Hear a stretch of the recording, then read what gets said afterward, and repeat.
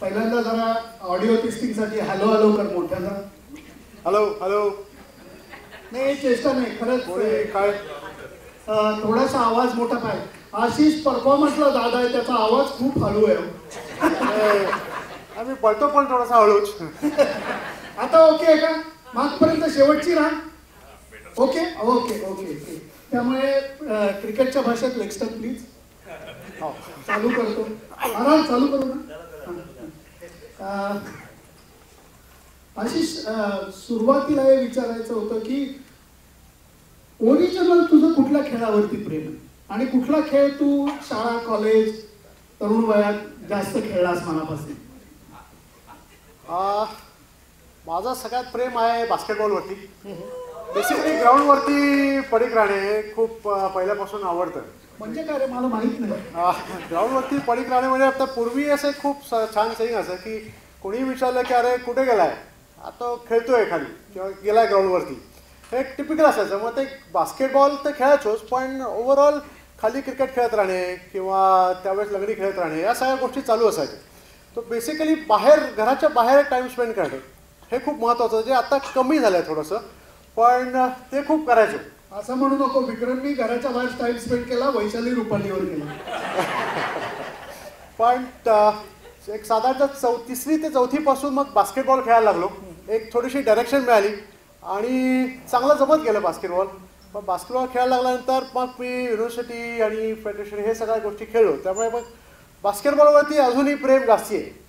आणि team game खूप छान गोष्टी शिकवून जातो, पण त्या खूप शिकलो चांगल्या. आणि आता रनिंग आणि सायकलिंग आणि बास्केटबॉल असं बघितलं तरी पहिलं प्रेम हे बास्केटबॉलवरतीच आहे. पहिला प्यार बास्केटबॉल. पण तू जे म्हणतोयस की मी स्वतः हे अनुभवलेलं आहे, टीम स्पोर्ट आपण खेळतो, मी क्रिकेट खेळतो, देवाची शपथ खेळायचं, आणि तू बास्केटबॉल खेळायचा. टीम स्पोर्ट जे खेळतात त्यांना इंडिव्हिज्युअल स्पोर्टला, आणि त्यात सुद्धा म्हणजे उद्या टेनिस खेळणं म्हणा, हे त्यातल्या त्यात सोपं आहे, कारण नाहीतरी तुमच्या समोर अपोनंट आहे. पण रनिंग हे जे आहे, आणि तू ज्या पद्धतीचं, जाऊ दे आता मला त्रास होतो सांगताना तुला, की तू ज्या पद्धतीचं रनिंग करतोस, ते रनिंग, ते सायकलिंग, त्या प्रकारामध्ये समोर कुणी नसतं. तर हे जे शिफ्ट आहे team sport to individual sport, हे किती अवघड होतं? तू ऍक्च्युली रनिंग कधी चालू केलंस? खूप अवघड नाही गेलं मला, कारण प्रत्येक स्पोर्ट हा आपल्याला काही ना काही शिकवत असतो. तशाच पद्धतीने बास्केटबॉलमध्ये ज्या गोष्टी शिकलो, तशाच रनिंगमध्ये पण खूप गोष्टी शिकलो, सायकलिंगमध्ये गोष्टी शिकलो. थोडं ह्याची सुरुवात अशी झाली की आपल्या पुण्यात जो एन्ड्युरो स्पोर्ट प्रसाद पुरंदरेने चालू केलं, एन्ड्युरो, त्याच्यात पार्टिसिपेट केलं. एन्ड्युरोमध्ये 2 मुलं आणि 1 मुलगी असा तो टीम गेम होता. त्याच्यात सायकलिंग होतं, त्याच्यात ट्रेकिंग करायचं, आपला आपला रस्ता शोधायचा, मग ते लेक क्रॉसिंग हा प्रकार जो होता हे केलं. ते केल्यावर मला थोडंसं इंडिव्हिज्युअल स्पोर्ट्सचं आवड निर्माण झाली की टू चॅलेंज युअर सेल्फ. म्हणजे challenge yourself in the basketball also, पण it is with the team. इकडे इंडिव्हिज्युअल याच्यावरती होतं. तेव्हापासून मग हळूहळू ते इंडिव्हिज्युअल स्पोर्टवरती प्रेम थोडंसं वाढायला लागलं.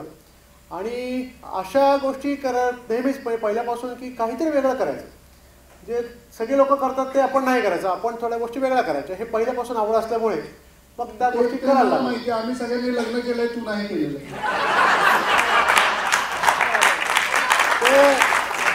ते हे पहिल्यांदाच सांगितलं म्हणजे खूप लोकांना वाटतं की 555 खूप सोपं आहे. ते मला ऍक्च्युली सगळ्यात शेवटी सांगायचं होतं, पण आता सगळे बरेचसे लोक ओळखतात त्यामुळे त्यांना माहिती आहे. पण त्याचे काही फायदे, त्याची काही निघायची. आपण लग्नावरती नको जायला, आपला शो संध्याकाळपर्यंत चालू राहील. तर 2011मध्ये जेव्हा स्पेशल डे होता 11/11/11, तेव्हा मला असं वाटलं की, कारण सगळ्यांचे मेसेज होते की अरे असं होत नाही, हे एवढ्या वर्षाने आलं, तेवढ्या वर्षाने आलं, परत येणार नाही वगैरे. पण मी म्हटलं मग आपण काहीतरी स्पेशल आपल्या साईडनी करायला पाहिजे, तो डे स्पेशल कसा करायचा. म्हणून मग मी ते पुणे गोवा सायकलिंग केलं. पुणे टू गोवा म्हणजे आदल्या दिवशी चालू करायचं, दुसऱ्या दिवशी तिथेच पोचायचं आणि मग सेलिब्रेट करायचं. असे मग ते सेलिब्रेट करत गेलो. 11/11ला पुणे गोवा सायकलिंग केलं, 12/12ला पुणे टू पाचगणी वॉक केला, 11/12-13ला पुणे ते पाचगणी वॉक. वा, छान. आणि मग 11/12-13ला पुणे टू मदुराई आणि बॅक, असा एक 2400 किलोमीटर बाईकवरती. 36 तासामध्ये, आणि मग तो दिवस सेलिब्रेट केला. अशा गोष्टी करत गेलो आणि मग ते इंडिव्हिज्युअल स्पोर्टला हळूहळू लाईकिंग होत गेलं. तर माझा पहिला रन होता 2013मध्ये. PRBMचा एक BMCC ग्राउंडवरनं रन चालू व्हायचा. खूप छान इव्हेंट होता. तर तिथे मी 15 किलोमीटर पाहिलं आणि ते 15 किलोमीटर पाहिल्यानंतर ते जे ॲटमॉस्फिअर होतं ते खूप छान होतं. ते आवडलं, एकदम मस्त वाटायला लागलं की अरे हे खूप छान आहे. म्हणजे ते वॉर्मअप सेशन, सगळी लोक एकत्र पळत आहेत. आणि रनिंग हा असा एकमेव इव्हेंट आहे, मॅरेथॉन असा एकमेव इव्हेंट आहे की ज्याच्यात सगळ्यांना रिवॉर्ड मिळतो. म्हणजे जो फिनिश लाईनला येतो त्याला प्रत्येकाला मेडल मिळतं. असं कुठल्या स्पोर्टमध्ये होत नाही. सगळ्या स्पोर्टमध्ये पहिले 3 लोकांनाच काय ना काय मिळतं, बाकीचे लोक परत घरी जातात. तर ते खूप छान प्रकार होता. तर त्यामुळे मग मेडल मिळण्यासाठी नाही, पण ओव्हरऑल जो ॲटमॉस्फिअर होतं, ती जी एन्जॉयमेंट, टीमचं पण फील त्याच्यामध्ये येत होतं. त्या पद्धतीने मग रनिंगची आवड चालू झाली. आणि मग मी माझा पहिला रन, जी मॅरेथॉन म्हणतात, ॲक्च्युली मॅरेथॉन इज 42 किलोमीटर्स, तर ती जी मी केली ती लडाखमध्येच केली, कारण मला काहीतरी वेगळं करायला आवडतं म्हणून. तू मध्ये एक अजून कठीण प्रकार केलास, ते काहीतरी 0 ते काहीतरी, तो कधी केलास? हो, आणि तो काय होता? तो फारच छान प्रकार होता. तो त्याची कन्सेप्ट अशी होती की 0 to 80 म्हणजे सी लेवलपासून सायकलिंग चालू करायचं आणि हायेस्ट मोटरबोर्ड इन द वर्ल्ड असं ते कम्प्लीट डिस्टन्स करायचं. तर त्याचा मी एक प्लॅन बनवला होता. बॅकअप नाही, मग युजली मी आणि राजू देसाई माझा सायकलिंग पार्टनर, आम्ही दोघांनी ते प्लॅन केला होता. बॅकअप आम्हाला शक्यतो आवडत नाही की उगाच ते गाडी आहे, हे आहे, ते सगळं घेऊन जायचं नाही. आपण आपल्या गोष्टी करत जायच्या. सॅडल बॅग्समध्ये सगळ्या गोष्टी कॅरी केल्या होत्या. त्याच्यात जे चॅलेंजेस असतात, त्याच्यात जी लोकं भेटतात, ते खूप छान प्रकार असतो. आणि तर तो आम्ही चालू केला. 24 दिवस सायकलिंग करत होतो. त्या पर्टिक्युलर आयटिनरीमध्ये आम्हाला सगळ्या गोष्टी मिळाल्या. आम्हाला भरपूर पाऊस मिळाला, आम्हाला भरपूर ऊन होतं, भरपूर क्लाइंब होतं, कारण 0 to 80 होतं, त्यामुळे क्युम्युलेटिव्ह खूपच क्लाइंब केले. लडाखमध्ये पोचल्यानंतर स्नोफॉल होता, म्हणजे स्नो होता, थंडी होती. सो सगळ्या प्रकारचे वेदर आम्ही त्याच्यात एन्जॉय केले. आणि गंमत म्हणजे आपण हे ऐकल्यानंतर मला घाम फुटायला लागला हळूहळू. आणि हा म्हणतो अरे नाही सुनंदन, काय माहितीये का, हे एवढं चॅलेंजिंग आहे. खरं 0 to 80 म्हणजे काय, सांग आता आलोच आहे, सांग मी काय खरं 0 to 80 तू सांगत होतास ना, 2 जणांनी काय केलं? हो, मग ॲक्च्युली ते हिमालयातच गोष्टी सगळ्या कळतात आपल्याला. तर 0 to 80 जे मी खुश होतो की आता आपण जे बोललो की 0 to 80 मी केलं, मी खुश होतो की अरे आपण काहीतरी एक्स्ट्रा ऑर्डिनरी करतोय. पण जेव्हा लडाखमध्ये आपल्याला वेगवेगळी लोकं भेटतात, तर त्या ह्याच्यामध्ये मला एक मित्र भेटला आणि तो गोरा होता, इस्रायली होता. तर त्यांनी मला सांगितलं की 0 to 80 ॲक्च्युली कन्सेप्ट काय आहे. ती ॲक्च्युअल कन्सेप्ट अशी आहे की 2 ॲथलीट्स होते. एक मिनिट, हे घेण्याच्या अगोदर त्रास करून घेऊ नका, कारण ऐकताना खूप त्रास होतो. हा, ते खूप छान आहे, ते खूप इन्स्पायरिंग आहे. तर त्या दोघांनी डेड सीमध्ये डायव्हिंग केलं. ते खाली गेले, खाली त्यांचं जे काय पॉईंट होतं तिथे टच केलं, तिथून वरती आले, सायकली घेतल्या, तिथून ते एव्हरेस्टला गेले, एव्हरेस्ट क्लाइंब केला, त्याला टच केला, तिथून परत खाली येऊन ते सायकली घेऊन डेड सीला गेले, परत डायव्ह करून खाली गेले आणि टच केला. So that is called 0 to 80. Basically 0 level to highest level. So that is exclusive. असं कारण कळत नाही. आता हे जे तू लेहचं म्हणतोयस, लेह लडाख, तो परिसर, इथं तू पहिल्यांदा मॅरेथॉन केलीस, थांबायचंच की रे 42 वर? 42ला थांबलो असतो तर आज आपण भेटलोच नसतो. त्यामुळे अशा काही गोष्टी केल्यामुळेच आपण सगळे भेटतो. आणि मला माझा बेस्ट पार्ट की I am always surrounded by all the positive people in the world. Always people. आणि त्याच्यामुळेच मी ऑलवेज मोटिवेटेड असतो की काही ना काहीतरी करत राहावं. ते खूप छान असतं. म्हणजे 333 नंतर सांगितलं तर एक वेगळी गोष्ट पण आहे की there are so many people come to visit you at the airport. मग छान मुली पण काही ठास देतात वगैरे, बरं वाटतं. मला पुढे पुढचा इव्हेंट करायला जरा मोटिवेशन मिळतं. पण काय 42 नंतरचा प्रवास कसा होता? सुंदर होता. 42 जेव्हा केले तेव्हा मी आणि माझा मंगेश शाला आहे सर तिथे. मंगेश ओके, मंगेश माझा शाळेतला मित्र आहे. माझा मागच्या वर्षीचा क्रू पण होता. मी बऱ्याच काही गोष्टी एकत्र केल्या आहेत. तर मंगेश एकदम ऑर्गनाइज आणि मेथॉडिकल माणूस आहे. छान होतं. त्याच्याकडे गोष्टी शिकण्यासारख्या खूप आहेत. तर तेव्हा मी त्याला असं विचारलं की अरे आपण लडाख मॅरेथॉन करू. तर त्या ह्याच्यामध्ये ते बसत नाही की असं कोण लडाखमध्ये मॅरेथॉन करेल. पण त्यांनी एकच डिसिजन घेतला माझ्याबरोबर. तो म्हटला तू वेडा आहे तर चल मी पण तुझ्याबरोबर येतो. आणि त्यांनी ते एन्जॉय केलं ना. त्याला तर नाही म्हणता येणार नाही पण एन्जॉय केलं. नाही खूप आहे इथं भरून जाईल सगळं एवढी गँग आहे. तर मग 42 केल्यानंतर तिथे मी बघितलं की काही लोक खारदुंगला चॅलेंज करत होते जे 72 किलोमीटर होते. हे खारदुंगला म्हणजे हनुमान टेकडीच्या मागं ना जवळच आहे ना इथं पलीकडे. तर आमचा खारदुंगला जरा थोडासा लांब तिकडे लडाखमध्ये होता. तर त्या खारदुंगला चॅलेंजला म्हटलं अरे हे छान दिसतंय इकडे कारण तो हायेस्ट मोटेबल रोड आणि मी तिथे पळणार हे कन्सेप्टच खूप छान वाटली. म्हणून मग पुढच्या वर्षी म्हटलं आपण खारदुंगला चॅलेंज करू. मी रजिस्टर केलं त्याला. मंगेशनी तो म्हटला नाही आता तू कॅरी कर मी नाही आहे. आणि मग खारदुंगला चॅलेंजला मी गेलो. ते थोडंसं इमोशनल होतं कारण तिथे मला आजारी पडलो. 1 महिना आधी मला चिकनगुन्या झाला होता.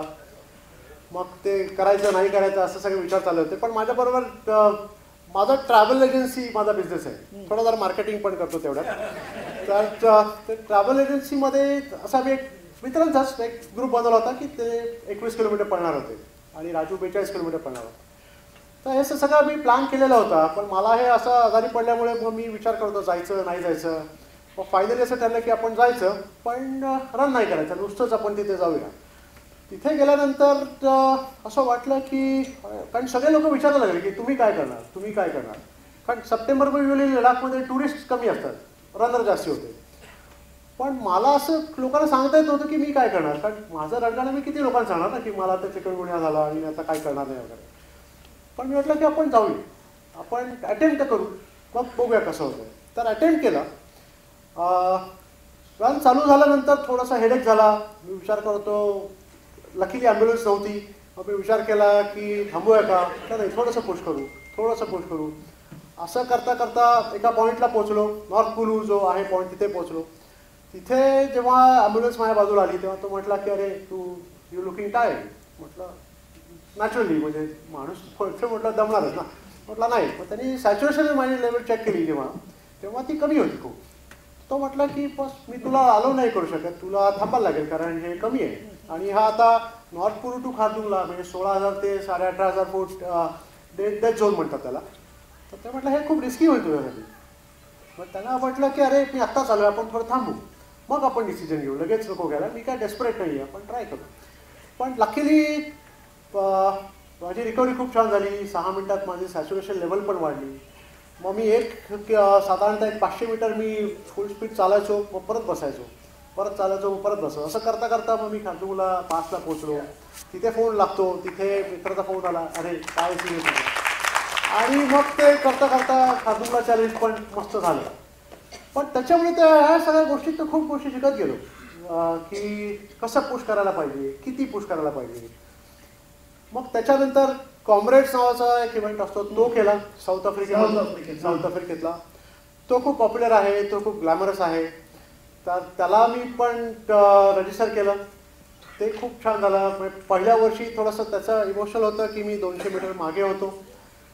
बझर जेव्हा संपला 12 तास संपले मी 200 मीटर मागे होतो. मग मी काय कळलं नाही की काय झालं एक्झॅक्ट. एक मिनिट 12 तास पळत होतास. 12 तास पळत आणि 200 मीटर म्हणजे किती मिनिट किती सेकंद तू त्या बझरच्या मागे होतास.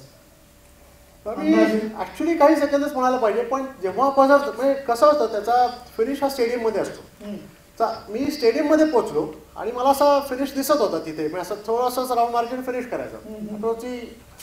त्या स्टेडियममध्ये पोहोचल्यावर बझर झाला आणि म्हणजे काही सेकंदच कारण मी जर का पुश केला असता तरी मी पोहोचू शकलो असतो. पण काही कळण्याच्यात संपलेलं होतं सगळं. इकडे तिकडे बघितलं तेव्हा कळलं की अरे एव्हरीथिंग इज ओव्हर. आणि मग सिम्पथी मेसेजेस येतात की तू छान केलंय आणि यू आर अ फिनिशर पण ते त्याचा काय उपयोग नसतो.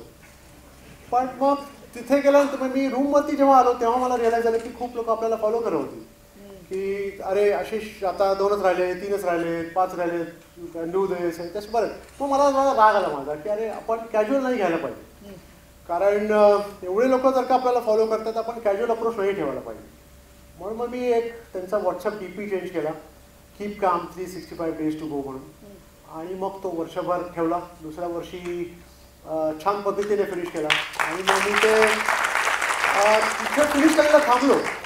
कारण मला बघायचं होतं की लोकांचे एक्सप्रेशन्स कसे असतात, की फिनिश झाल्यानंतर आणि ज्यांचं फिनिश नाही झालं त्यांचे, पण ते फार इमोशनल तिथे असतो तो प्रकार. कारण ते एवढं ॲटमॉस्फिअर क्रिएट करतात. तिथे ते 60 सेकंड्सपासून फुल स्टेडियममध्ये आढावा चालू होतो आणि वेन इट इज 0 मग एक ते स्पिन ड्रॉप सायलेन्स. आणि मग इकडची लोक खूप खुश असतात आणि इकडची लोक एकदम. आणि हे जे ला अल्ट्रा हे प्रकरण आहे, वाचल्यानंतरच धाप लागते सिरियसली. तर हे म्हणजे 111, 222, 333 म्हणजे हा जो ऑर्गनायझर आहे कुठल्या शाळेत आणि त्याच्या गणिताच्या टीचर कोण आहे? गणिताच्या टीचर मी कधी विचारलं नाही, कारण त्यांनी मला विचारलं तर मलाही प्रॉब्लेम आला असता. मी ते काही विचारलं नाही त्यांना.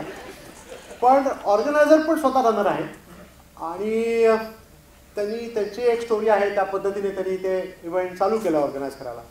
पण हॅट्स ऑफ टू हिम, कारण टू ऑर्गनाईज असा event it is a difficult task. कारण अशा इव्हेंटला लोक येणार का, कारण खूप प्रश्न असतात. आता तो पॉप्युलर झाला, पण जेव्हा चालू केलं त्यावेळेस सगळ्यांनीच त्यांना केलं होतं की अरे हे असं नाही आहे, लडाखमध्ये असं कोण पळत नाही. इनफॅक्ट माझी पण रिॲक्शन तशीच होती. जेव्हा मला आमची एक मैत्रीण आहे सुचेता म्हणून, ताली की नाही माहीत नाही, मला दिसत नाही, पण सुचेताने जेव्हा मला विचारलं की अरे ला अल्ट्रा तू पाहिलास का, तेव्हा मी म्हटलं काय आहे, म्हटली 111, 222, 333 असे ते डिस्टन्सेस असतात. तेव्हा माझी रिॲक्शन होती की असं कोण पळतं का, शक्यच नाही, एवढं कोण पळणार, अशी माझी रिॲक्शन होती. पण हे सगळं मेंटल आहे. It is all about mental, म्हणजे मेंटल पण आहे आणि मेंटल स्ट्रेंथ पण आहे, असं आहे ते कम्प्लिटली.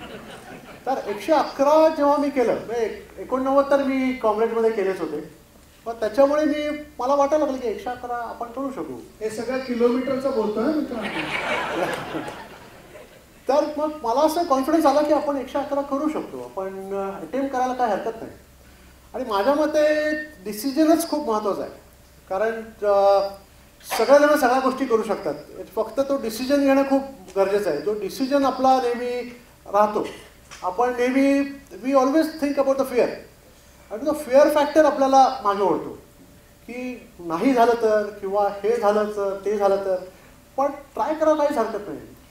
हे तू म्हणतोस सगळं सोप्या भाषेत समजवतोय, सगळं ठीक आहे रे, पण 111, 222 आणि 333 करताना तुझं प्रिपरेशन बद्दल काहीतरी सांग. काय करायचं असतो, कारण हे तर काय BMCC ला 4 राऊंड मारून नंतर रुपाली तूपीठ खाणं एवढं सोपं नाही.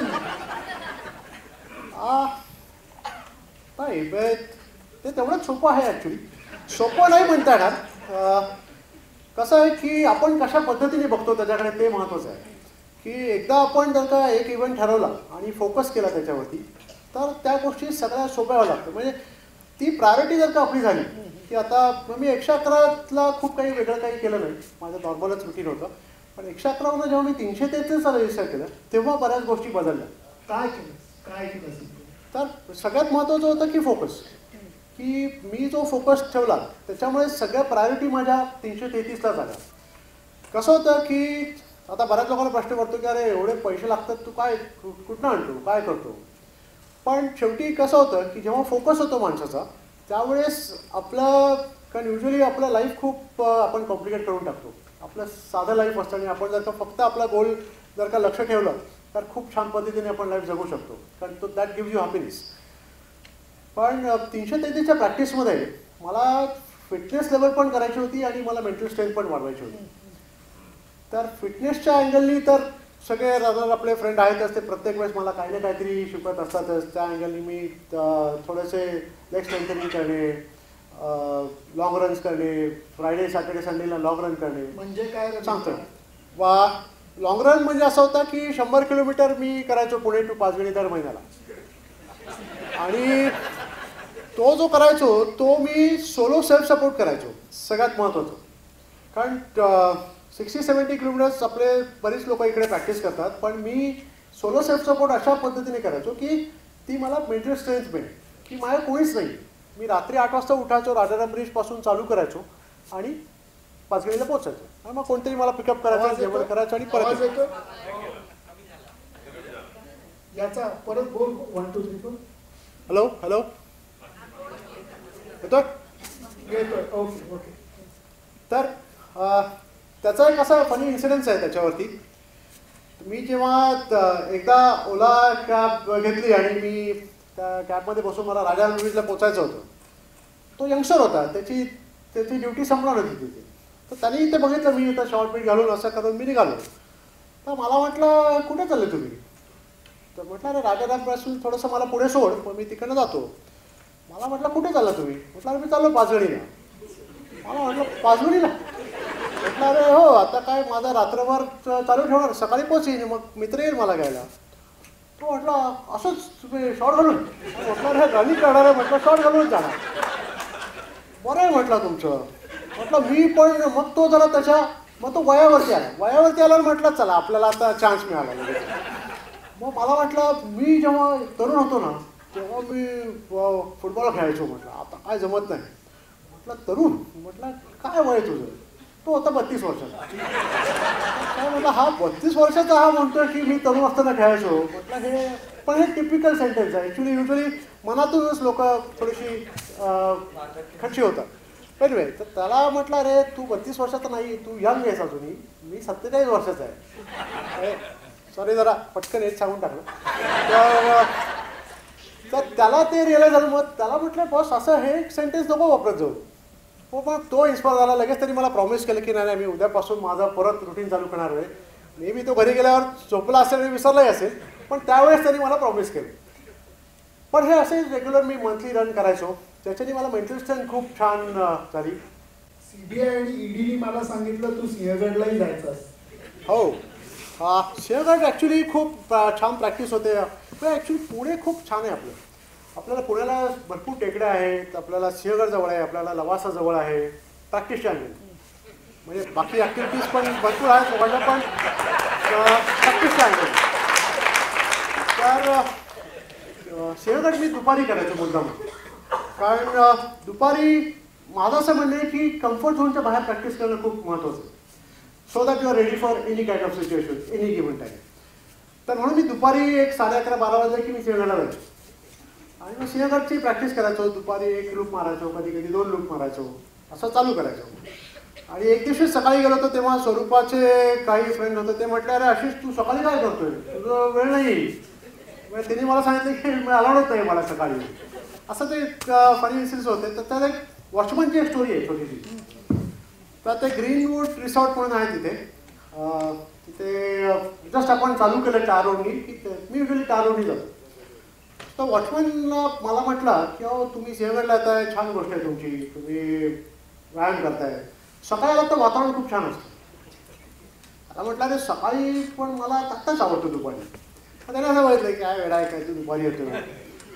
पण मग मी दुसऱ्या गुरुवारी पण गेलो, त्याच्या पुढच्या गुरुवारी पण गेलो. मग त्याचा रिस्पेक्ट माझ्याकडे थोडासा वाढला की हा वेळा आहे पण हा डिसिप्लिन वेळा आहे, हा दर गुरुवारी पोचतो आणि गुरुवारी येतो तिथे. पण त्या अशा गोष्टी मी करत गेलो. त्याच्यामुळे माझं माइंड खूप छान स्ट्रॉंग झालं. आणि मग 333 रजिस्टर केलं होतं. 333 खूप छान पद्धतीने कंप्लीट केलं, ड्रामॅटिक फिनिश केला. म्हणजे काय ड्रामॅटिक फिनिश असा केला म्हणजे तो मी काय प्लॅन नव्हता केला पण तो झाला. 31 सेकंद ठेवून मी तो फिनिश केला. आता माझ्या ॲक्च्युली मागच्या वर्षीचे क्रू फक्त मंगेश आणि प्रसाद दोघंच आहेत इथे.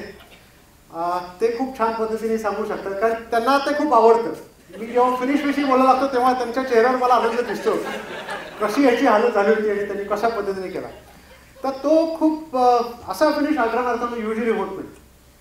आणि माझा फिनिश हा जस्ट 31 सेकंद आधी झाला.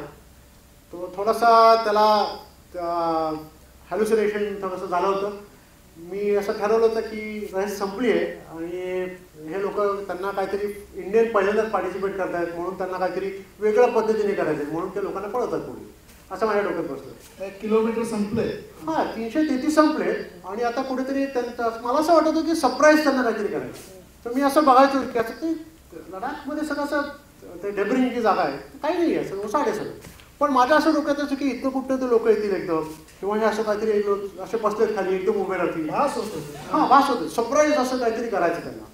आणि असं काही नव्हतं. ॲक्च्युली ते फिनिश व्हायचं होतं पण मग ते सगळे पुश करत होते.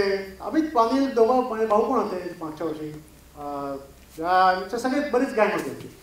तर त्याच्यात मग ह्या फिनिशमध्ये असं झालं की मी थांबलो एका ठिकाणी. मी म्हटलं आता मी पळणारच नाही, आता पास झालं. आणि मग त्यांना ते मला पण हँडल करायचं होतं, मेडिकली पण ते बघायचं होतं की हे बरोबर आहे नाही आहे.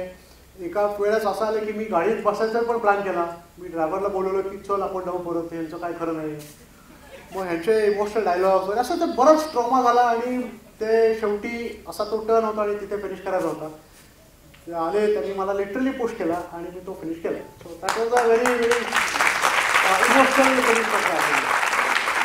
बराच वेळ हे यंत्र लावून ठेवलंय, तुम्हाला वाटेल काय लावून ठेवलंय, काय पुढे सरकत नाहीये की काय. तर इथे डॉक्टर कोण आहेत, त्यांनी हात वर करा. आहेत काही हुशार लोक आहेत. मी जरा याचा ECG दाखवतो, चेक करायला फक्त.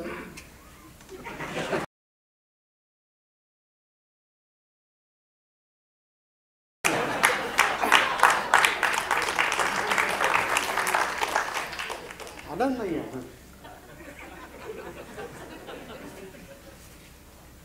काय मस्त ECG. हा 555चा ECG आहे. हे मला तर काही कळत नाही, प्लीज समजून सांगा. हे जेव्हा इमेज जेव्हा लाल ट्रॅव्हलनी टाकली तेव्हा बऱ्याच लोकांची रिॲक्शन होती की हे काय. काही लोक म्हटले एमा आहे हे. तेव्हा मी त्याला लिहिलं होतं की म्हटलं माझ्या दृष्टीने याचं डेफिनेशन आहे अल्टिट्यूड. Altitude means Ashish.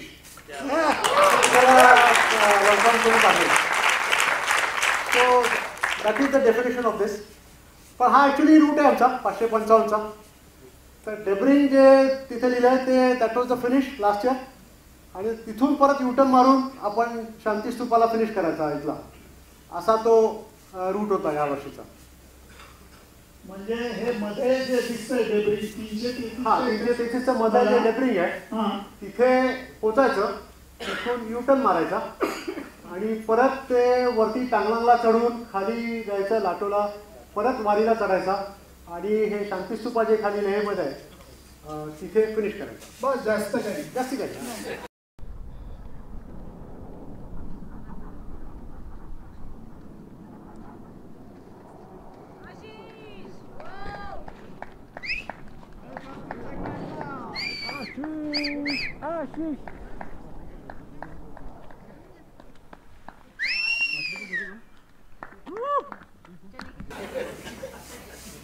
हा जो टेरेन आहे हा सुरुवात याच्यात नव्हतो, बरोबर? हो, नुब्रा व्हॅली हे आहे.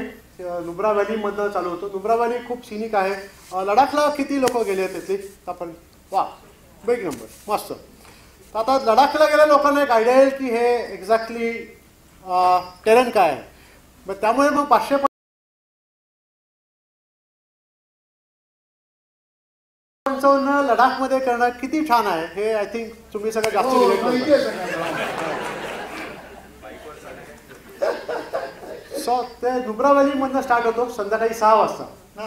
आणि यावर्षी एक सेशन होतं, कारण 10 वर्ष कंप्लीट झाले म्हणून ऑर्गनायझरने सांगितलं की यावर्षी आपण 555 इंट्रोड्यूस करू. आता याची सुरुवात जे म्हणतोय ते कशी होते? आपण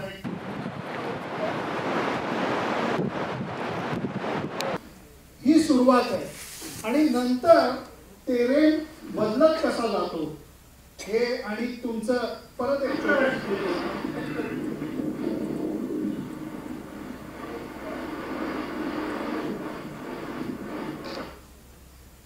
सांगशील थोडंसं? हो, नुब्रा व्हॅलीमधनं संध्याकाळी 6 वाजता सुरुवात होते. तर ते एक्स एडिशन मी योगाशी म्हणत होतो, ती एक्स एडिशन यावेळेस खरंच वेगळंच होतं. एक्स एडिशनच होतं कारण सुरुवातीलाच पाऊस चालू झाला होता. म्हणजे सकाळपासून पाऊस चालू होता. आमचा फ्लॅग ऑफ पावसात चालू झाला, त्यामुळे मस्त पाऊस पडत होता आणि आम्ही फ्लॅग ऑफ केला. मग तेव्हा ते काय कपडे घालायचे, हे घालायचे का ते ठेवायचे, असं ते बऱ्याच डिस्कशन नंतर तो रन चालू झाला. आणि नुब्रा व्हॅली टू म्हणजे सुरुवात जी आहे ती पहिले 4 कट ऑफ खूप इम्पॉर्टंट असतात या इव्हेंटमध्ये, कारण ते खूप क्रुशल आहे. पहिले 21 किलोमीटर आपल्याला 3.25 तासात करायचे असतात. मग आपण 10,000 ते 10,000ला चालू करतो. आपण 18,300ला आपण परती पोहोचतो. पण तिथून लेहमध्ये परत 11,000 फुटाला येतो. म्हणजे पहिला जो आपला जो पास आहे तो. तर ते पहिले 4 cut off plays a very very important role, की ते तुम्ही किती छान पद्धतीने करता. कारण ऑर्गनायझर जो आहे तर he is very strict with the cut off. म्हणजे 1 सेकंद जरी पुढे मागे झाले तरी तर तो म्हणतो की it is injustice to people who done it in time. त्यामुळे 1 सेकंद पण ते इकडे तिकडे नाही करत. आणि तिथे कट ऑफचं महत्त्व असं आहे की आपण जास्ती पुश पण नाही करू शकत. कारण जास्ती पुश केलं की हेडेक होतो आणि आपल्याला हे जे ऑक्सिजनचे जे काही इश्यूज आहेत ते होऊ शकतात. त्यामुळे जास्ती पुश पण नाही करू शकत, पण आपल्याला त्यावेळेस तिथे पोहोचणं पण गरजेचं असतं. तर या सगळ्या गोष्टी म्हणून ते कट ऑफ इम्पॉर्टंट होतो. तर 10,000 चालू केलं. पहिला कट ऑफ मी खूप छान पद्धतीने केला. पाऊस होता म्हणून पण असेल, पण तो 21 किलोमीटर तसा स्ट्रेट रोड होता. त्यामुळे आम्ही बरंच तिथे आपण जेवढा टाईम गेन करता येईल तेवढा करायचा. तिथे फास्ट रन होतो बऱ्यापैकी. इथं मला एक खूप महत्त्वाचा प्रश्न तुला थांबवून विचारावा असा वाटतो की सर्वात महत्त्वाची गोष्ट अशी वाटते का तुला की त्या पर्वतांना, त्या हिमालयाला शरण जायला लागतं? हो, एकदम. म्हणजे शरण नाही म्हणता येणार. त्यांच्याकडे आपण नमन करायचं की बॉस मी परत येतोय, मला तू. त्यांचं सेईंग आहे लडाखमध्ये की passes you don't cross them, they allow you to cross. म्हणजे पास असं त्यांचं एक महत्त्व होतं. आणि ते तसंच आहे. म्हणजे सगळ्यात महत्त्वाचं आहे की आपण नेचरच्या अगेन्स्ट आपण काही नाही करायचं. ज्या महत्त्वाच्या गोष्टी आहेत त्या स्ट्रिक्टली फॉलो करायच्या. त्या आपण जे ॲक्लिमेटायझेशनच्या रिक्वायर्ड ज्या गोष्टी आहेत त्या करायच्या. पण त्याचं एक छोटंसं एक्झाम्पल आहे की यावेळचा जो एक ॲथलीट होता लुकस म्हणून, त्याच्या अगोदर यांनी अक्लामटाईज करायला काय केलं की नॉर्मली लोक म्हणतात फ्लाईटनी जाऊ नका, मनालीला उतरा, मनाली टू खारदुंगला असं जा. यांनी तेच केलं, फक्त पळत. हां, पण ते खूप छान वर्क होतं. म्हणजे ते मागच्या वर्षी पण छान वर्क झालं होतं, यावर्षी पण झालं. यावर्षी माझ्याबरोबर राघवेंद्र आणि देवेंद्र दोघं जॉईन केलं होतं. असतील इथे राघवेंद्र आहे. तर ते माझ्याबरोबर त्यांनी की मला अशी एकटं नको करू. तुम्ही म्हटलं ना माझ्याबरोबर एवढे सगळे पॉझिटिव्ह लोक असतात ना, त्यामुळे ते खूप छान असतं. पण ज्यांनी मी नतमस्तक का म्हटलं, ज्यांनी काय म्हणतात नमन केलं नाही, शरण केलं नाही, त्याची स्टोरी. हां, तर लुकस म्हणून एक ॲथलीट होता यावर्षी 555ला, प्रोफेशनल ॲथलीट आहे. देशाचा तो पोलिश होता. तर त्याचं असं होतं की तो बोलताना असंच होता की त्याच्याबरोबर त्याची टीम होती. ते शूज घालताना फोटो, हे करताना फोटो, ते करताना फोटो, असं फुल एकदम स्टाईलमध्ये चालू होतं काम. क्रू होता बरोबर, त्याच्यात क्रू होता. प्लस ते ज्या पद्धतीने त्यांचं काम चालू होतं की यावर्षी आपण येऊन इथे काहीतरी रेकॉर्ड सेट करून जायचं. आणि चांगलं चालू होतं सगळं. आणि तो बोलताना असं बोलायचा की 5.5 दिवस नाही, मी 3.5 दिवसात संपवीन, मी 4 दिवसातच संपवीन, अशा लेवलचं होतं. पण त्यांनी काय केलं, त्यांनी खारदुंगला म्हणजे आवाज 1 मिनिट बघ पण बोल. हॅलो नाही येतोय? येतोय. ओके मोठ्या. तर त्यांनी खारदुंगला बिग ब्रदर म्हणजे आजोबा सगळ्यांचे, खारदुंगला त्यांनी थोडंसं ग्रांटेड धरलं. तो शॉर्ट टी शर्ट आणि छोटंसं वरती एक थिन जॅकेट असं घालून तो नॉर्थ पोलवरनं खारदुंगला निघाला होता. तर ते खारदुंगला म्हटलं बॉस हे काय चाललंय, तू माझा इन्सल्ट करतो. खारदुंगला फुंकर मारली त्याला. तर तो 55 का 57 किलोमीटरलाच तो DNF झाला एल्पाटला. हो, कारण त्याला त्याची सॅच्युरेशन लेवल कमी झाली. त्याला तो कट ऑफपर्यंत पोहोचू शकला नाही, कारण त्याला हायपोथर्मिया नावाचा एक जो प्रकार असतो तो झाला. म्हणजे ते बेसिकली बोन्समध्ये थंडी घुसते. तो पोलिश असून पण त्याला हे सगळं त्रास झाला. म्हणजे त्याला आता ती सवय होती, प्रोफेशनल ॲथलीट होता. पण म्हणून माझं म्हणणं आहे की ज्या रिक्वायर्ड गोष्टी आहेत नेचरच्या बरोबर त्या करणं गरजेचं आहे. त्याला मी म्हटलं की मी भारी, मी नेचरच्या भारी. मग हिमालय ॲक्च्युली तेच शिकून जातो की तुम्ही कितीही मोठे असलात तरी तुम्ही माझ्यासमोर छोटेच आहात. हिमालयामध्ये आपल्याला लागेल की आपण छोटे आहे. We are such a small soul in this beautiful Himalaya, असं ते खूप शिकवून टाकतात. तर ते झालं. नॉर्थ पोलो यावेळेस नॉर्थ पोलोपर्यंत आता आपण आलोच आहे. तर यावर्षी जे एक्सएडिशन मी सारखं म्हणतोय तर सगळ्या गोष्टी झाल्या. पाऊस चालू होता, तोच पाऊस नंतर कन्वर्ट झाला स्नोफॉलमध्ये. जेव्हा आम्ही टेम्परेचरच्या भाषेत आम्हाला टेम्परेचर कळतं. टेम्परेचर -12 आता आपण पुण्यात कधी बघितलेलं नाही आहे. त्यामुळे तसं कोणाला कोथरूडला कोथरूडचं -12 नाही होणार, पण -12 यावेळेस झालं होतं, जे ऑफिशियल टेम्परेचर होतं. पण विंड फॅक्टर खूप होता. जेव्हा विंडशील्ड फॅक्टर होतं तेव्हा ते ॲक्च्युली -20 पण असू शकतं, एवढं गार होतं. आणि ज्यावेळेस आम्ही पोचलो तिथे नॉर्थ कुलूला, तेव्हा सगळं ओला कच्चं होतो. ग्लोव्स पण काढता येत नव्हते, ते जॅकेट काढता येत नव्हतं. मी लिटरली जाऊन तिथे त्या जो गॅस होता त्याच्यावरती हात ठेवले. म्हणजे नॉर्मल इथे पुण्यात जर का मी गॅसवरती हात ठेवलं तर म्हणजे आपल्याला काय होईल माहिती, पण तिथे ठेवलं तरी काही नाही, म्हणजे मला काय वाटलंही नाही आणि माझ्यात काही फरकही पडला नाही, तेवढीच थंडी वाजत होती. मग तिथे बाकी बरेच लोक हेल्प करत होते की अरे तू हे करू, म्हणजे जॅकेट काढायला किंवा खायला प्यायला काही सूप देते कोणी, अशा खूप गोष्टी चालू होत्या. ओव्हरऑल तिथे ॲटमॉस्फिअर खूप डिस्टर्बिंग होतं, कारण खूप लोक ऑलरेडी DNF झाले होते. यावर्षी DNF होण्याचं प्रकार जास्ती होतं. किती जणांनी सुरुवात केली होती आणि या कुलूला आल्यानंतर किती विकेट्स गेलेल्या होत्या? किती विकेट गेला हे मला सांगणं अवघड आहे आता, त्यावेळेस तिथे किती होत्या. पण ओव्हरऑल जो डेटा होता त्याच्यामध्ये 111 किलोमीटरला काहीतरी 39 ॲथलीट्सनी रजिस्टर केलं होतं, ते 18-19 लोकांनी कंप्लीट केलं फक्त. 222मध्ये 9 लोकांनी रजिस्टर केलं होतं, तर एकाच माणसाने कंप्लीट केलं. 333मध्ये कोणीच कंप्लीट केलं नाही. आणि 555मध्ये सगळ्यात जास्ती रेशो होता ज्यांनी कंप्लीट केलं, ते 5पैकी 3 लोकांनी कंप्लीट केलं. सो यावर्षी DNFमध्ये डिड नॉट फिनिश, पण ते लोक पोचलेच नाहीत. तर नॉर्थ कुलूला बरेचसे लोक DNF झाले होते, कारण वेदर तसा होता. तर त्या वेदरमध्ये असं सगळं ॲटमॉस्फिअर चालू होतं. मला लकीली परत गुड पीपल, पॉझिटिव्ह पीपल. बदल तर कसं आपण दाखवूया, एक मिनिट. हां, तो मी -12 आपण कोथरूडच्या लोकांना असं दाखवलं पाहिजे. हे बघ, बदलतं कसं, म्हणजे टेरेन बदलतो कसा हे फक्त लक्षात यावं म्हणून आपण बघतो.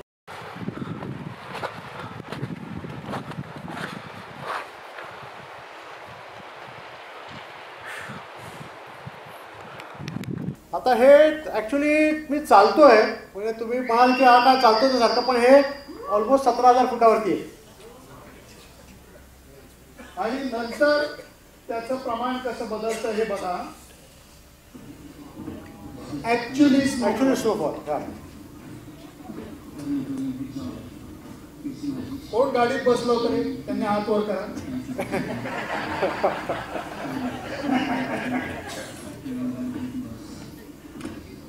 पण याच्यात तुम्ही जर का नोटीस केलं ना, याच्यात नोटीस केलं आता स्नोफॉल होतोय, खूप वाट लागली होती, म्हणजे मारली गेली होती कम्प्लीट. पण तुम्ही जर का ते बघितलं तर दोघांचा, आता तो अरविंद आहे आणि मागचा मी आहे, पण इथे ते एक्सप्रेशन मिळतात, चेहरा दिसत नाही, पण जे काय हातवारे गेलं होतं तर वी वर एन्जॉईंग. म्हणजे द ब्युटी इज की आम्ही जी क्रुएलेस्ट, म्हणजे आज जी आमची टीम आणि मी, ही क्रुएलेस्ट मॅरेथॉन आम्ही इतक्या पद्धतीने छान पद्धतीने केली की आम्ही सगळ्या गोष्टी एन्जॉय केल्या आणि ती मस्त फिनिश केली.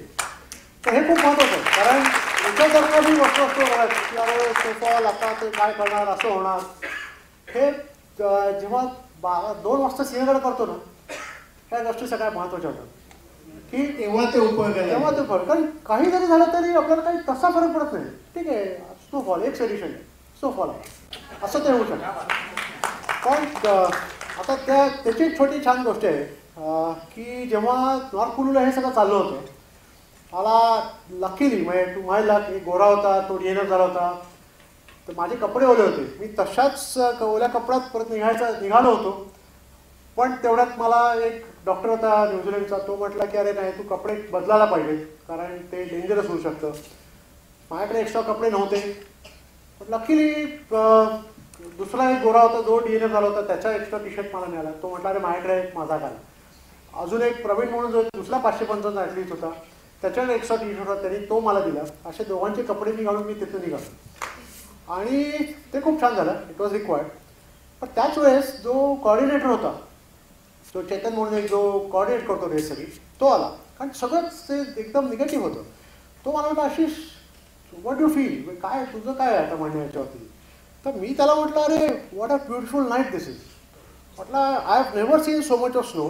आपलं हिंदी पिक्चरमध्ये बघितलं असेल तेवढाच किंवा इंग्लिश पिक्चरमध्ये, पण एवढा स्नो मी कधीच बघितला नाही. आणि I am running a cruellest marathon, I am part of this event, आणि my target is to reach 5:55. म्हटलं this is the best possible movement. तो इतका खुश झाला. तो म्हटला अरे हा माणूस काहीच बोलत नाही, हा पॉझिटिव्ह बोलतो. जेव्हा सगळे निगेटिव्ह आहेत, सगळे झोपले, तर त्यालाही वाटायला लागलं की आपली रेस मस्त आहे, आपली रेसमध्ये पण क्रुअलिटी आहे, छान आहे, त्यालाही ते छान वाटायला त्यामुळे ते खूप. आणि या गोष्टी मला खूप, हे आम्हाला लग्नाच्या भाषेत बोलायला आवडतं.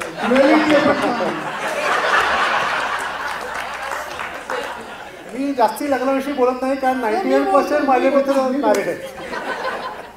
आपण काय करूया, एक शो फक्त बॉईजसाठी ठेवू, एक शो फक्त गर्ल्ससाठी म्हणजे परफेक्ट होईल. आता हा जे म्हणतोय की पोचण्याचं आहे, ही तुझ्या ज्या वेळा होत्या, या वेळांचं मला गणित तू, आपण भेटलोय 10 वेळा, अजूनही मला कळलेलं नाही की उद्या चला आम्ही टेनिस खेळतो, काय 7:30 ते 7:30, 7:30 ते 8:30, चला, त्या वेळा काय होत्या पळण्याच्या? नाही, आता टोटल आपल्याकडे 5.5 दिवस होते, 132 तास. हे जो माझा हे दाखवला ग्राफ, माझा आता ECG माझा ECG मध्ये, तर त्या ECG मला तो कम्प्लीट करायचा होता, डॉक्टर दाखवायचा होता 132 तासामध्ये. ॲक्च्युली परफेक्ट आहे, तो ऑर्गनायझर पण डॉक्टर आहे आणि त्याला हा ECG कम्प्लीट करून दाखवायचा होता. तर 132 तास माझ्याकडे होते, त्याच्यामध्ये हे सगळं प्लॅन करत होते. मी किती झोपायचं, किती खायचं, किती रेस, सगळं त्याच्यातच करायचं. 131 तास ठरवलं असतं झोपू शकतोस, फक्त 555 एका तासात गाडीने पण नाही होऊ शकणार, त्यामुळे मॅक्सिमम करायचं होतं की तेच मला विचारायचंय की अंदाजे हे जे तुझं चालू होतं ते एक दिवस घे, फक्त एक कुठलाही दिवस घे, त्या मॅक्सिमम ह्याच्यामध्ये त्या 24 तासामध्ये तू ऑन रोड किती होतास, म्हणजे तू असा किती वेळ होतास आणि तू असा किती वेळ होतास? असा मी होतो 126 तासात कंप्लीट केली, त्यातले मी टोटल 9 तास झोपलो. चला मी जातो.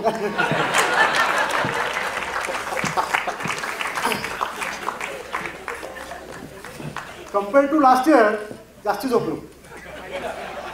लास्ट इयर फक्त 90 मिनिटं झोपलो. 333 72 तासामध्ये 72 तासामध्ये 90 मिनिटं झोपलो. 126 तासामध्ये 9 तास झोपलो. Good improve. मॅक्सिमम किती तास झोपला? 3 तास. आमचा प्लॅन असा ठरला होता की स्टार्ट झाल्यापासून शक्यतो आपण आपली जी रात्रीची जी सायकल आहे ती मोडायची. आपण रात्री जे झोपतो, आपण सगळ्यात झोपतो 3. कुठले भाऊ रात्री म्हणजे आता माझ्या इथे झोपेचं पॅटर्न ते आपण बोललो नाही, ट्रेनिंगमध्ये ते खूप महत्त्वाची गोष्ट आहे. यावर्षी माझा फिटनेसच्या अँगलने मी खूप कमी गोष्टी केल्या, कारण 555ला मी रजिस्टरच 4 महिने आधी केलं, त्यामुळे फिटनेसच्या अँगलपेक्षा खूप काही गोष्टी केल्या नाही. आणि 1 महिना आधी मला तो थोडा ॲक्युलिस टेंडनचा इश्यू पण झाला होता, त्यामुळे माझा लॉंग रन पण बंद झाला. तर यावेळेस फिटनेसच्या अँगलनी खूप गोष्टी झाल्या नाही, पण मी मेंटल स्ट्रेंथवरती खूप, मी झोपेच्या पॅटर्नवरती खूप काम केलं. तर मी काय करायचो, आता हे थोडंसं वेळ आहे पण ते आवडतं, ते आवडतं आता. तर ते माझ्या आईला खूप छान आवडतं ते, कारण ती चिडचिड करायची माझ्यावरती, हे काय चाललं आहे काय तुझं. तर मी सकाळी 40 किलोमीटर पळायचो, आठवड्यातले 3 दिवस 40 किलोमीटर पळायचो. मग ऑफिसमध्ये जायचो, काम करायचो, जे काय काम असेल ते. कारण आता लिटरली लोकांनी तर सांगितलं की हा नुसतंच पळतो, हा काही कामच करत नाही, पण जे काय काम असेल ते खर्च पळायचो. संध्याकाळी परत काहीतरी करत बसायचो. रात्री 11 वाजता मी बाहेर पडायचो, वॉकसाठी बाहेर पडायचो, आणि 2 वाजता परत यायचो. मग 2 ते 6 4 तास झोपायचं, परत सकाळी उठून 40 किलोमीटर रन करायचा. मग असं मी 3 दिवस करत आठवड्यातून. त्याच्यामुळे माझं झोपेचं पॅटर्न खूप मस्त झालं, म्हणजे माझ्या झोपेवरती कंट्रोल. आणि पॉवर नॅपवरती माझा कंट्रोल हा मागच्या वर्षीपासून आहे. विक्रम दुपारी 3 तास घेतो पॉवर नॅप. विक्रमला आता ते शिकवलं पण नाही शिकवणार, कारण मग तो परत 555 पळेल, त्यामुळे नको. तर असं झोपेच्यावरती मी कंट्रोल खूप छान केला होता. त्याचा पण एक छोटा इन्सिडेन्स आहे. तर काय झालं, त्या दिवशी रात्री मी मित्राकडे डिलिव्हर केलं, आणि त्या दिवशी माझा प्लॅन होता की 12 ते 6 जागा राहायचं, वॉक करत राहायचं. तर ते जेवण काहीतरी थोडंसं विचित्र झालं होतं. तर मी राजभवनचा रस्ता मी पकडला होता यावेळेस, की तो लिटअप असतो, कुत्री नसतात, त्यामुळे तो राजभवनचा रस्ता मस्त असतो. तर तिथे आपलं वरती खाली चालू होतं माझं. 3:30 3:15 प्रेशर आहे. आता प्रेशर आलं म्हटलं आता करायचं काय. आता घरी गेलो तर आपलं पुढचं पण रन हडपण होणार. आपण म्हटलं नको, आपलं हे इम्पॉर्टंट आहे, आपण कंटिन्यू करायला पाहिजे. आता जागा शोधायची कुठे. तर मोदीजींची स्वच्छता मोहीम म्हटल्यावर मग कुठे रस्त्यावरती जाणं पण बरोबर नाही. त्यामुळे मग आता काय करायचं, तर चतुर्शिंगी पोलीस स्टेशन. 3:00 3:15 पहाटे मी शॉर्ट घालून पोलीस स्टेशनमध्ये गेलो. त्या पोलिसाला वाटलं हा याला कोणतरी लुटलेलं दिसतोय, काढलेलं. त्याचे एक्सप्रेशन ऐकून मेकआउट की मला म्हटलं काही झालेलं नाही आहे. मला म्हटलं प्रेशर आहे. तो म्हटलं अरे काय चाललंय काय. 3:15 लोक येऊन काय विचारतो.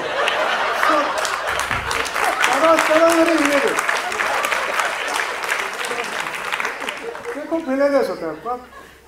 पण झालं सगळं, आता जास्त डिटेलमध्ये जात नाही. मग आलो आम्ही. सो असे खूप इन्सिडेन्सेस होतात. यावर्षी पण मला कुत्र्याने खूप त्रास झाला. मला माहीत नाही त्यांना मी 550 करू नये अशी इच्छा होती का माहीत नाही मला, पण कुत्र्याने खूप त्रास दिला. आणि मागच्या वर्षी कुत्री अजिबात नव्हती, कुठेही त्रास दिला नाही. यावर्षी मे बी पुण्यातली कुत्री वाढली रस्त्यावर, कारण भरपूर त्रास दिले. खूप खूप कुत्रे कुठे कुठे यायचे आणि गठ्ठ्याने येतात. म्हणजे 555 म्हटलं की 5-5 एकत्र आहे. आपण हा जे म्हणतोय की 3 तास झोपलो 4 तास, ते एक त्याचंही बघूया आपण. हे बघा, दिस वॉज डेंजरस. कुठला आहे हा वारीलाच आहे. आणि काय होतं, आता ते जे मधला जो पॅच आहे ना, तो आता हा बाकी सगळा फ्रेश नो आहे. तिथे गाडी गेली एखादी किंवा त्याच्यावरती काही हालचाल झाली की ते चिखल तयार होतो आणि ब्लॅक आईस तयार होतो. आता तो ब्लॅक आईस इतका डेंजरस असतो, त्याच्यावरती कसाही पाय कसाही सटकू शकतो. मग मी खारदुंगला करताना तेव्हा मी एकटा होतो, तेव्हा एवढी लोकं पडली. मीही पडलो 5-6 वेळा, पण तुम्हाला कशी असा उत्पटांग नाही पडलो. मी काय पडलो तर परत उभं राहिलो, काही इश्यू नाही झाला नाही. पण कुठल्याही अँगलने कशीही लोकं पडू शकतात. मला खरोखर त्याच्या क्रूचं पण इथं कौतुक परत एकदा करावं असं वाटतं. त्याचं कारण हे सगळे क्रू मेंबर म्हणजे RR किर्लोस्करचे पंप होते. सिरियसली, कारण त्यांनी हे पंप दिले नसते तर अजून. आता हे 333चं तू म्हणलास की 333 हे मागच्या वेळेला तू आवाज येतो 333 केलं होतं, तर ते एक आपण डोक्यात असतं की अरे गेल्या वेळेला मी इथं संपवलं होतं. आणि आता तिथं युटर्न मारायचा, ते फिलिंग जरा वेगळं होतं का रे? खूप वेगळं होतं. ॲक्च्युली तोच पॅच जो होता म्हणजे लाटो, आता ते आपण ती इमेज जर का बघितली आपण, तर लाटो एक जे जागा आहे जी 13,600 फुटावरती आहे. तिथून आपण 17 करतो. एक सेकंड, ECG काढू आपण तुझा. हां हे घ्या. आता त्या ECG मध्ये जर का तुम्ही बघितलं, लाटो खाली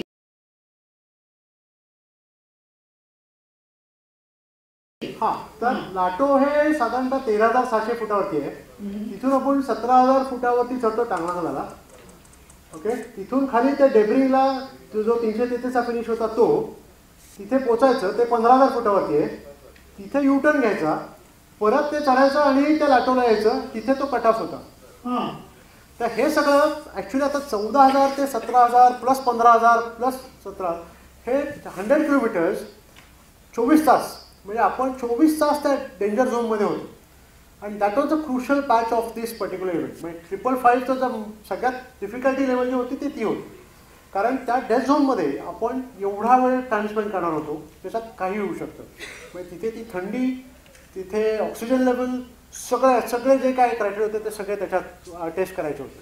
आणि प्लस हा जो फिनिश होता तो डोक्यात ठेवून परत युटर्न मारायचं. तिथे संपवायचं नाही, तिथे युटर्न मारायचं आणि परत जायचं, तो एक प्रकार. आणि त्याच्यात अजून एक सेडिशन अगेन डॉक्टर रजत चव्हाण त्यांनी काय केलं, जो मागच्या वर्षीचा जो फिनिश होता तो अजून 1.8 किलोमीटर वाढवला. का कशासाठी माहीत नाही, त्यांचं म्हणणं आहे की तो तेवढाच होता. आता म्हणजे तिथे ॲक्च्युली पाहिजे होता मागच्या वर्षी. आता तो 1.8 जेव्हा आपण या लेवलनी तिकडे 332 किलोमीटर करून पोहोचतो आणि आपल्याला माहिती आहे की आता हा टर्न करून आपल्याला फिनिश करायचं आहे किंवा युटर्न मारायचं आहे किंवा खायला मिळणार आहे तिथे, तर ते तसं नव्हतं. म्हणजे आम्ही जेव्हा टर्न मारला तेव्हा तो असा 1.8 आणि 333 केल्यानंतर 15,000 फुटावरती 1.8 म्हणजे तो 200 किलोमीटर सारखा होता. आणि हे काय आता, पण तो कट ऑफ होता त्यामुळे तिकडे जाणं गरजेचं होतं. आणि त्यावेळेस मी पहिला होतो, मी पहिला माणूस होतो तो कट करणारा. 9 मिनटं आधी केला यावेळेस. दुसरा ॲथलीटनी तो साधारणतः 5 मिनटं आधी केला आणि जेसन जो पहिला आला त्यांनी 2 मिनटं आधी केला. तो त्यावेळेचा तो पॅच सगळ्यांसाठीच डिफिकल्ट होता, कारण तो त्या एवढ्या झोनमध्ये एवढा टाइम स्पेंड करणं हे डिफिकल्ट होतं.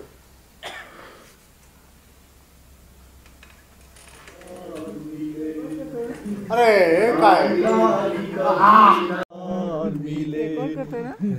लालटा की कभी ना याद आए, ससुराल को सुखी संसार मिले, बाबुल की दुआएं तेरी जान. अरे पाणी लाव ना डोळ्यात.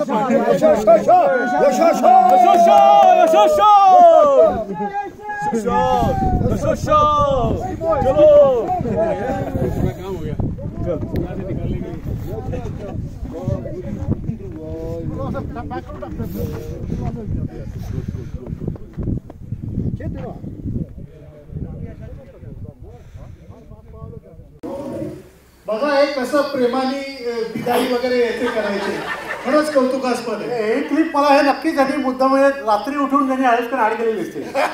आणि पण आता हे सगळे जोक्स अपार्ट, पण क्रू काहीच वाच नाही. म्हणजे ते खूपच काळजी, म्हणजे कोणालाही काही जर का पॅम्परिंग करून घ्यायचं असेल ना, म्हणजे आता परत लग्नावरती बोलतो, लग्न सोडून कोणाला काही पॅम्परिंग करून घ्यायचं असेल तर यू मस्ट रजिस्टर फॉर 555. आणि क्रू टीम तर सेट आहे, ते लगेच एकदम आनंदाने प्रेमाने करते. फार छान. गेल्या वेळेचा फिनिश हे तू म्हणलास तसं की तुला भास होत होते, त्रास होत होता. या वेळेचं काय होतं? यावर्षी मी फ्रॉम द बिगिनिंग म्हणजे गो पासून ते फिनिशपर्यंत एकदम छान फ्रेश माइंडमध्ये होतो. म्हणजे आता हे सगळे व्हिडिओ आता फक्त मला नीट बोलता येत नाही कारण ती खूप थंडी होती म्हणून, म्हणजे काय बाकी काही नाही आहे त्याच्यामागे, पण फक्त ते बोलता येत नाही कारण थंडी होती. अदरवाईज मला काही दिसून नव्हतं यावर्षी, काही नाही. कारण मागच्या वर्षी आम्ही जे शिकलो की मागच्या वर्षी पहिलं वर्ष होतं, 333 क्रूसाठी नवीन होतं, माझ्यासाठी नवीन होतं.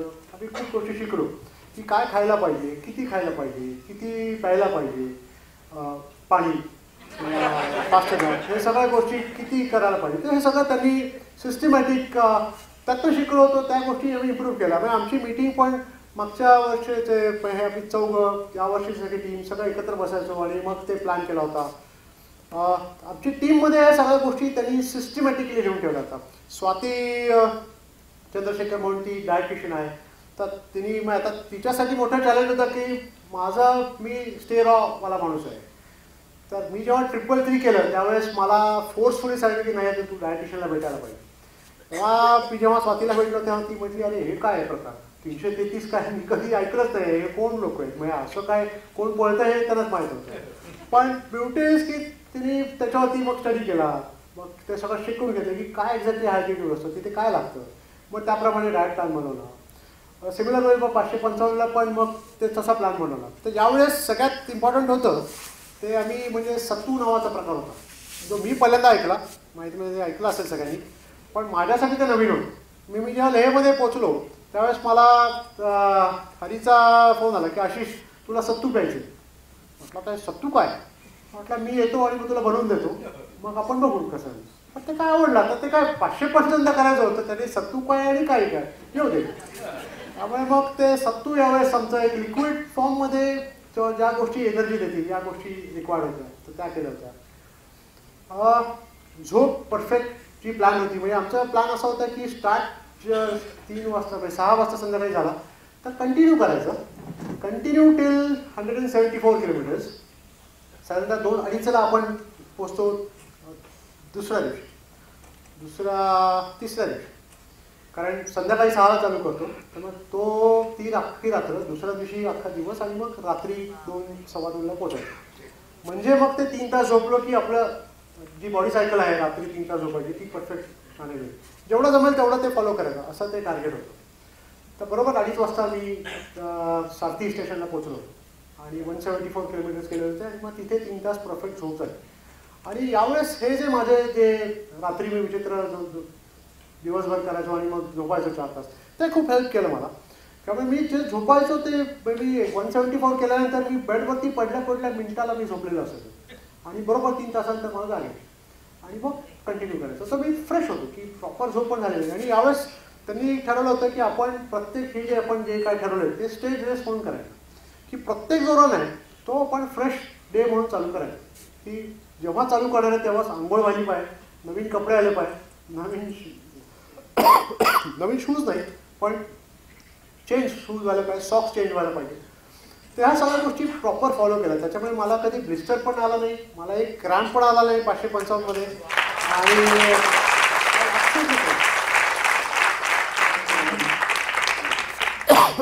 अर्थात फोटोज मला इमोशनल करून टाकतो.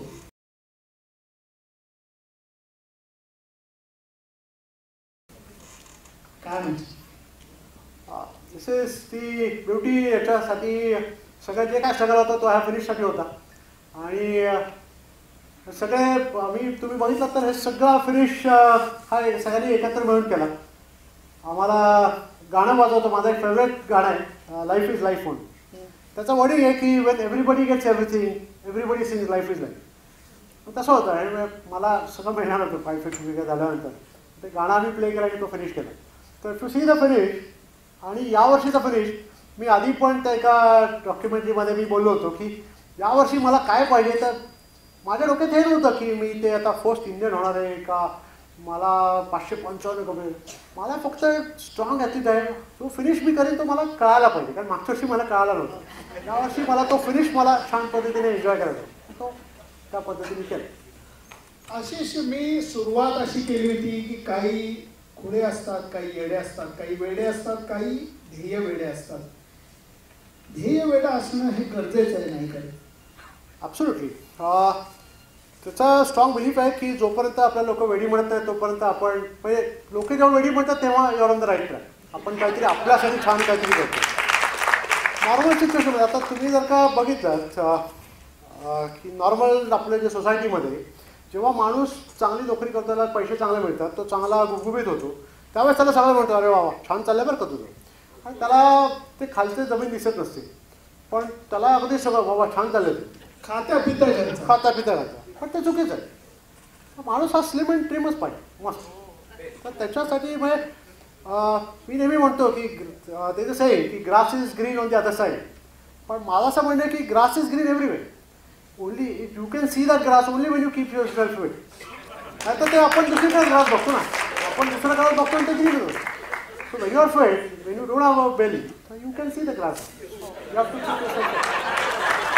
जरा थोडा फंडू आहे. याच्यामध्ये अजून एक मला वाटतं की टीम स्पोर्टबद्दल आपण सुरुवातीला बोललो. बास्केटबॉल, आम्ही क्रिकेट खेळतो, त्याची मजा वेगळी आहे, कमराडरी आहे. हे जे रन्स आहेत याच्यात मला एक खूप वेगळा प्रकार वाटतो जो इथले रनर्स अनुभवत असतील. आम्ही अनफॉर्च्युनेटली तो अजून अनुभवलेला नाही. स्वतः बरोबर टाइम स्पेंड करणं. ती 2 प्रकारचे रन आहेत. म्हणजे ultra marathon basically it is about individual. कारण अल्ट्रा मॅरेथॉनमध्ये आपण जेवढा टाईम स्पेंड करतो स्वतःबरोबर तो कुठेच करू शकत नाही. आणि the beauty of doing any run in Himalaya is की हिमालयामध्ये असं कधी जातात 2 आपण जर का इव्हेंट बघितले, मी 2च रन केलेत. म्हणजे इंटरनॅशनल एक कॉम्रेडच केला आहे फक्त. पण कॉम्रेडची डिफिकल्टी लेवल वेगळी आहे, त्याचं ग्लॅमर वेगळं आहे, ते सगळं वेगळं आहे. पण तिथे भरपूर लोक असतात आपल्याला. हिमालयमध्ये संजय त्यांनी केला नाही, पण केलेलं आहे. कॉम्रेडची लोक खूप आहेत, पण कॉम्रेडची ब्युटी वेगळी आहे. पण कसं होतं हिमालयमध्ये आपल्या बरोबर कोणीच नसतं. म्हणजे आपल्याला कोणी चेअर करायला नसतं रस्त्यावर, कारण ते खादुमलापासून कोण चेअर करणार, काही संबंध नाही. तर आपण एकटे असतो, तर सुंदर स्काय असतं filled with stars. You are just by yourself. You are running in Himalaya, the most beautiful place in the world. आणि त्याच्यात you get so much of time with yourself. Very important. आणि त्याच्यात आपण एवढ्या गोष्टी शिकत असतो. कारण मला लोक म्हणतात की अरे एवढा वेळ विचार करतो काय, पण असं विचार काय करायचं असं ठरवून केलं तर काहीच नाही करू शकत आपण. ते एवढे विचार येत असतात, खूप गोष्टी असतात विचार करायला. जुन्या गर्लफ्रेंड असू शकतात, बिझनेस असू शकतो, असू शकतात. नंतर बिझनेस असू शकतो, पर्सनल गोल्स असतात. किंवा मी युजली काय करतो की जेव्हा डिप्रेस होतो मी किंवा रन करताना अरे आता जमतोय किंवा काय होतं, तर मी नेहमी फिनिश लाईनचा विचार करतो की फिनिश लाईनला मी कसं सेलिब्रेट करणार, काय करायला पाहिजे, असे खूप विचार आहेत. मग खूप कुटपटाक विचार येतात. मग मी काय पुशअप्स मारायचे का मी जोरात किंचाळायचं का मी काहीतरी विचित्र वेगळे असे विचार येतात. आणि मग ते विचार आले की आपण अजून पुढे जातो. मग त्या ह्याच्यात 4-5 किलोमीटर असेच निघून जातो. आणि ते पॉझिटिव्ह एनर्जी असतात. कारण फिनिश हा आपण नेहमी फिनिश करणार असतो, त्यामुळे तो पॉझिटिव्ह असतो. त्यामुळे ते खूप आपल्याला छान तो एक मोटिवेशन देऊन जातो. माझा एक स्वतःबरोबर टाईम स्पेंड करण्यावरती माझं असं एक म्हणणं आहे की पुण्यामध्ये पण आता मी तर एकटा असं प्रॅक्टिस करतो, पण माझं असं म्हणणं आहे की प्रत्येक माणसाने स्वतःबरोबर टाईम स्पेंड करणं खूप गरजेचं आहे. कारण जेव्हा माणूस स्वतःबरोबर टाईम स्पेंड करतो तेव्हा तो पॉझिटिव्ह असतो. कारण तो स्वतःला तर म्हणू शकत नाही की मी बेकार आहे, मी असं आहे, असं तर नाही होत. जेव्हा तो स्वतःचा विचार करतो तो चांगलाच विचार करतो. आणि मग तेव्हा तो विचार करतो तेव्हा त्याला जाणवावं लागतं की अरे मला काहीतरी करायला पाहिजे. मग तो स्वतःच्या स्ट्रेंथचा विचार करायला लागतो, मी काय करू शकतो, मला काय आवडतं. आणि मग त्याला तो गोल एखादा मिळू शकतो.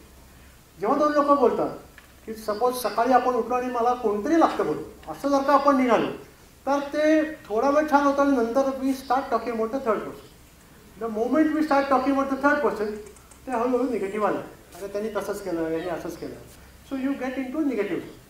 म्हणून प्रत्येक माणसाने 1 तास तरी स्वतःबरोबर टाईम स्पेंड करणं गरजेचं आहे.